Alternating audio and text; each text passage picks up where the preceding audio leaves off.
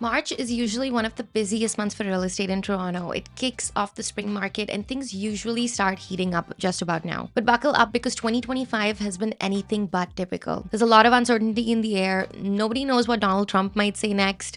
Our federal election is stirring up drama, and let's be honest, the Toronto real estate market is acting unusually too. So how bad is it really, and what does this mean for buyers and sellers right now? Hey everybody, if you're new here, welcome to Property Ladder. My name is Krishnaz and I'm a realtor here in Toronto. In today's video, I'm breaking down the March 2025 numbers so we can make sense of the market conditions and explain what you can expect moving forward. So here's the reality. We just witnessed the slowest March in over 20 years, not in terms of pricing, but definitely in terms of sales volume. Yes, prices are still well above what they were 2 decades ago, but the number of transactions this March hit a record low. And you're probably wondering why. Well, the market's been on pause. A lot of buyers are sitting on the sidelines waiting for more clarity. Between ongoing uncertainty around interest rates, rising construction tariffs, and the upcoming Canadian federal election, I think many are choosing to wait and watch. And like any story, there are two sides. The Toronto market isn't crashing despite what some headlines love to say, but it also isn't booming. I think it's somewhere in the middle. This March, we had around 5,000 sales in the city of Toronto, which is 30 to 40% less than what we've seen in the past 2 years, and the lowest number of sales in the last 20 years.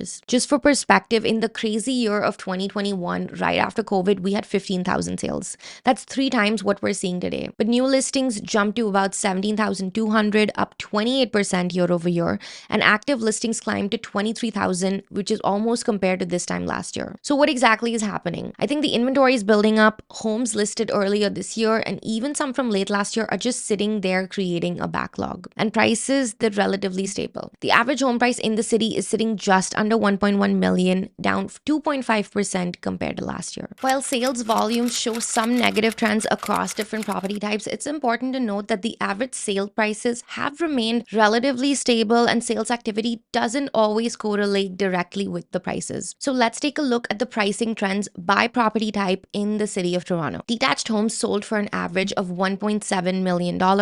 Semi-detached homes came in around 1.3 million. Townhomes averaged 975,000 and condo apartments sold for about $715,000. Now, in terms of growth compared to last year, detached homes were barely up 1%. Semi-detached homes saw a 2.5% increase, the highest amongst all of the property types.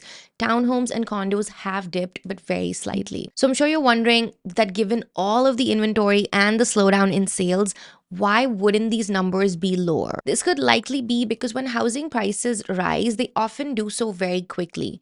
But when they decline, the drop tends to be much slower. In a hot market, buyer psychology shifts rapidly. People rush in because they don't want to miss out on an opportunity. But when things do start to cool off, sellers tend to hold tight, pause their plans, or even choose to rent instead of selling. So even when the market feels uncertain or stagnant, the underlying demand doesn't just disappear. It can take time for buyers to come back and for sellers to feel ready to list again. So even though we're seeing a dip in sales volume, the fact that prices aren't plummeting is a sign of underlying resilience, and that demand could be rebuilding beneath the surface. It's just happening at a significantly slower rate than what the Toronto market has been accustomed to. Okay, now let's talk about inventory, which, as you've probably heard me say before, is one of the most important indicators of market balance. Detached homes now have 3.5 months of inventory. Semi-detached homes are much tighter with just 2 months. Townhomes are sitting at 4.5 months, and condo apartments have the highest supply with 6 months of inventory. To put that into perspective, 2-3 months of inventory indicates a seller's market. 4 to 6 months is considered balanced, and anything over 6 months starts leaning into buyer's market territory. So we're clearly in a shifting market and have been for a while now. Some segments like semis are still seeing very strong demand and limited supply, making them extremely competitive. Others like condos have been feeling the pressure of slower turnover, rising inventory, and this trend seems to continue on. As for days on market, in the freehold segment, detached homes are averaging 21 days,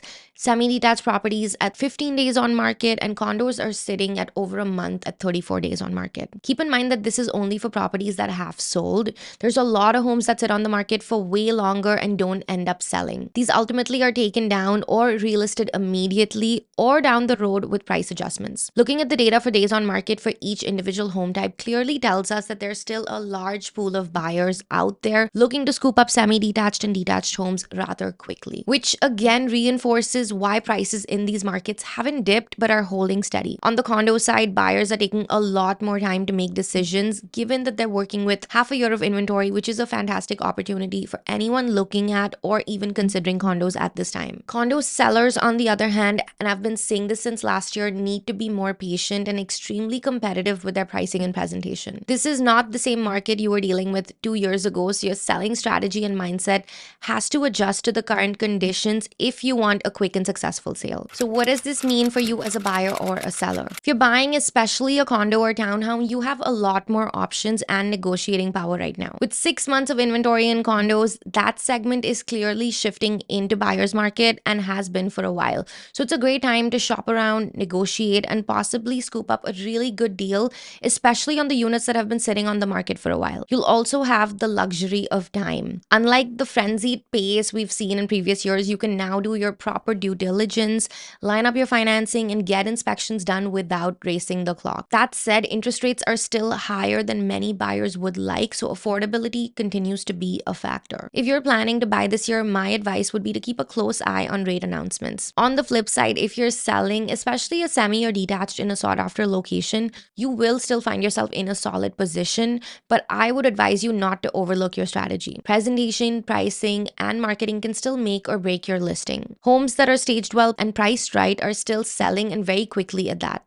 So if your home isn't standing out, it's more likely to sit. And as we've seen from the backlog and active listings, homes that don't move fast will just add up to the inventory buildup. So you want to make sure you get it right the first time around, because that will give buyers an upper hand during negotiations when they notice that you tried selling it at a higher price and had to relist it because you weren't able to previously. So where does all of this leave us? Well, we are in a transitional market, and we have been for a while, and I do see this continuing in 2025. Sales are low, inventory is rising, but prices are still relatively stable for now. It's not the runaway market of 2021, but it's also not a crash.